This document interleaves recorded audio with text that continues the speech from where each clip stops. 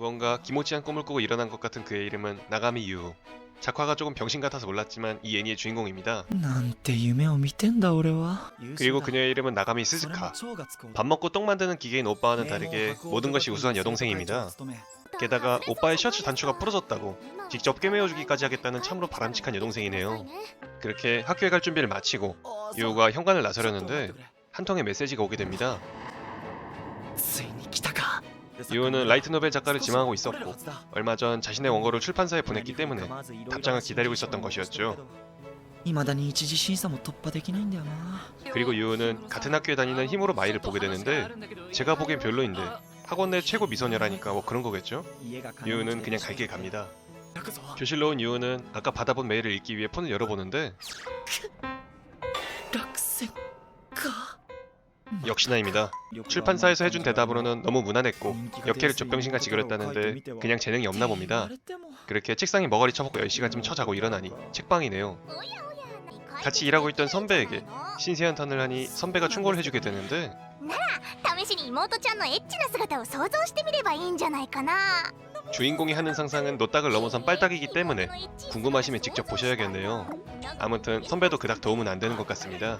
뭐 아무튼 유우가 이곳에서 일하고 있었던 이유는 라이트 노벨 때문이었는데요. 오늘도 잔뜩 사들고 집으로 돌아오네요. 동생한테 너무 많이 산 거 아니냐고 잔소리를 듣는데 이게 뭐 자기의 피와 살이 된다나 뭐라나 자기가 재능 없는 건 자각을 못 하나 보네요. 스즈카는 무언가 할 말이 있는 것 같지만 お兄ちゃん、どうしたいえ、なんでもないです。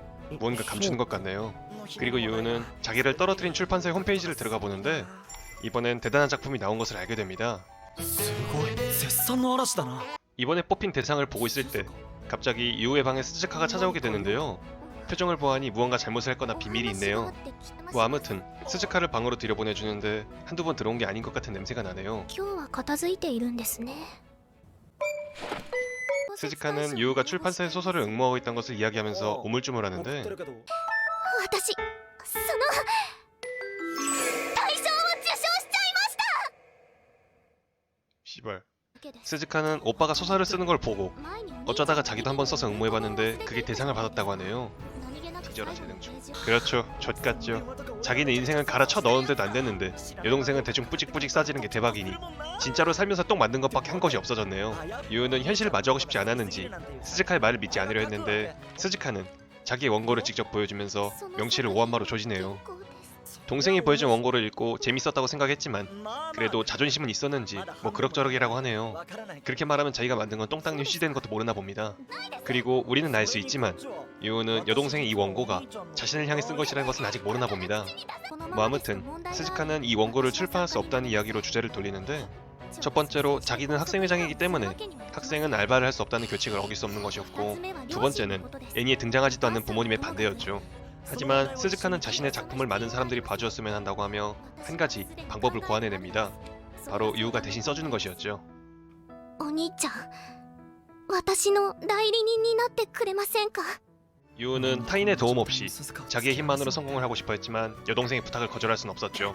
だー分かったよ代理人は俺に任せろ早速で申し訳ないんですが、近々授賞式があるのでそちらに参加してくださいね。いきなり授賞式 그렇게 유우는 여차저차해서 수상식까지 오게 되는데 자신의 담당 편집자를 만나게 됩니다. 그런데 상태가 안 좋아요. 君失礼だがまだ童貞かな。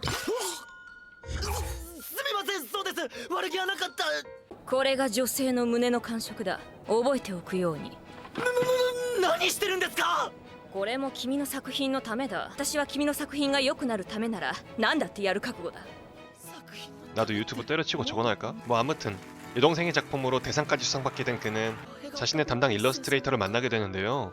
인연도 정상은 아닌 것 같네요. 先生に美女なんて言われて私嬉しくて言っちゃいそうですよ。 그리고 그것을 지켜보는 이가 있는데 아까 교문에서 본 힘으로 마이네요. 大賞作品がどんなものか読んでやろうじゃないの。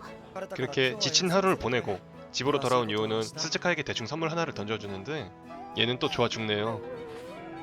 그리고 몇 주 뒤 스즈카의 원고는 드디어 출판까지 하게 되며 큰 인기를 얻고 다음 작품까지 생각하게 됩니다. 그렇게 여느 때와 다름없이 학교에 오긴 했는데 여동생의 작품과 자신의 작품이 비교가 되었는지 겁나 시무룩해져 있네요. 그렇게 유우가 뻗어있을 때 학원에서 제일 가는 미소녀 히무로가 오게 되는데요. 갑자기 그를 어디론가 끌고 나갑니다. 話があるのちょっと付き合って 금방이라도 죽일 기세로 유우를 옥상으로 끌고 간 히무로는 여동생이 지금 연재하는 소설을 꺼내드는데 히무로는 자신도 수상식 자리에 있었으며 이번에 대상을 받은 작품이 어떤지 읽어봤는데 단번에 마음을 사로잡혔다고 하네요. 그러면서 자기도 소설을 쓰고 있다는데 그 소설은 또 유우가 좋아한다는 진부한 설정이었죠. ファンですサインください 그럼 뭐 서로 팬이니까 그들의 썸씽 따윈 없고 그냥 작품이 너무 좋으니 유우에 대해 더 알고 싶다고 하네요. 여기서 볼이라도 빨갛게 해줬으면 볼만했을 건데. 그래서 뭘 알고 싶은 건지 모르겠는데 집까지 따라오게 됩니다. 느낌이 딱 그거네요. 사이타마를 보고 있는 제노스? 현관에서 소리가 들려 스즈카가 나오게 되는데 여자를 데리고 온 유우를 보고 경악한 것 같네요. 어쨌든 오빠의 손님이었기 때문에 집에 들이긴 했는데 오빠가 여자를 데리고 온 게 신경이 쓰이나 봅니다. 스즈카는 그들의 방으로 들어와 눌러앉게 되는데 오빠가 무슨 짓을 할지 모르니 지켜보고 있겠다네요. 눈치 없는 년. 그 말을 들은 히무로는 이곳에 있기 위해서라면 자신도 기꺼이 희생하겠다는데 ユウの好きなようにしていいわ何が分かったの 얘 주변에 미친년들밖에 없나 봅니다. 뭐 아무튼 유우는 고자새끼지만 화는 낼 줄 아나 봅니다. 이상한 이야기만 하는 히무로를 내쫓게 되며 질투로 주댕이가 6.974cm만큼 튀어나온 여동생에게 여자친구 같은 게 아니라는 것을 설명해주게 되죠. というわけなんだよ 그리고 스즈카는 다음 작품에 오빠와 여동생이 외출한 장면이 있기 때문에 작품을 위해 같이 외출을 해달라고 하네요. なるほどそれってつまりデートみたいな感じかそれでは明日のデートじゃないお出かけお兄ちゃんと二人きりということでよろしくお願いします 그렇게 그들은 데이트를 시작하는데 유우는 스즈카를 서점에 데리고 옵니다. ここに並んでいるのが全部ライトノベルなんですか 그리고 그들은 곧 여동생의 작품을 권유하는 점원을 볼 수 있었는데 유우가 스즈카를 서점에 데리고 온 이유는 스즈카의 작품의 인기와 대단함을 알려주기 위해서였죠. 그렇게 그들은 이곳저곳 돌아다니기 시작하는데 저도 들어가는데 꽤나 진입장벽이 높았던 야겜 코너에 스즈카가 겁없이 발을 내딛네요. 그곳에 들어서자마자 스즈카는 부끄럽다며 찡얼대는데 원래라면 이때 여동생이 귀여워야 하는 장면인데 작화가 죗같아서 하나도 안 귀엽네요. 그리고 그때 아까 봤던 미친 일러년이 등장합니다.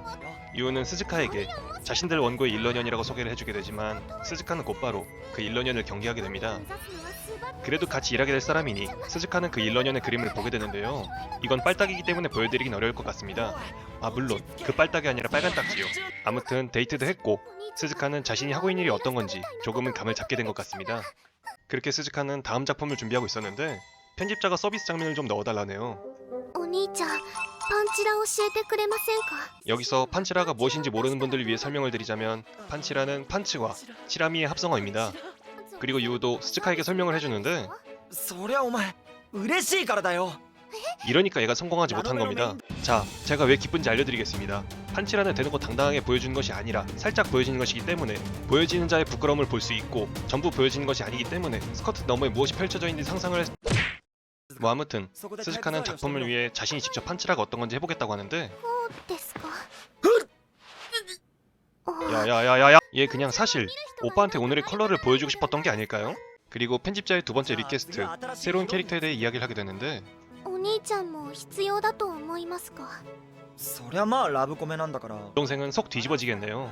자기와 오빠에 대한 이야기를 쓰고 있는 건데 그 오빠로부터 다른 여자를 등장시키라는 말을 들으니 그리고 또 오빠는 잘 모르겠으니까 잘 알 것 같은 사람을 부르겠다며 아까 보았던 미친년들을 부르네요. 얘 사실 다 알고서 일부러 그러는 게 아닐까요? 과연 여동생 스즈카는 둔감하기만 한 자신의 오빠에게 마음을 전달할 수 있을까요? 이 애니는 작품이 심각하다는 이야기가 많은데요. 사실은 그렇지 않습니다. 존나 심각합니다. 그리고 스토리도 큰 문제가 있었는데요. 여동생 물려면 정석적인 옵션, 피가 섞이지 않았다거나 적당히 브라콘 정도였다 라는 것이 아닌 친남매의 사랑을 다룬 작품이기 때문에 솔직히 조금 거부감이 들었습니다. 그리고 여동생이 오빠에게 대피를 시킨 것도 자신의 명의로 한 것이 아니기 때문에 불법적인 대피에 해당되는데 주인공들은 그 행위에 대해 자각이 없으며 유우는 최소한의 열등감조차 느끼지 않았기에 애니를 보는 내내 원작 작가의 작품을 망친 것 같다고 생각되었습니다. 또 이해가 안 되는 부분이 있는데 이 애니의 연령 판정이 15세였다는 점입니다. 근친상간이라는 주제는 물론 작중에는 핑돌이도 심심치 않게 등장하는데 제 생각에는 돈에 눈이 먼 제작사가 저예산으로 꼼수 부려 만든 애니로밖에 안 보였네요. 정말 쓰레기 같은 애니였고 쓰레기 같은 거 추천해드려서 죄송합니다. 그래도 혹시나 그들의 뒷이야기가 궁금하시다면 내가 좋아하는 건 여동생이지만 여동생이 아니야. 이게 무슨 개소리인지는 모르겠지만 딱 1화만 보시고 마음의 준비를 하시길 바랍니다. 시청해주셔서 감사합니다.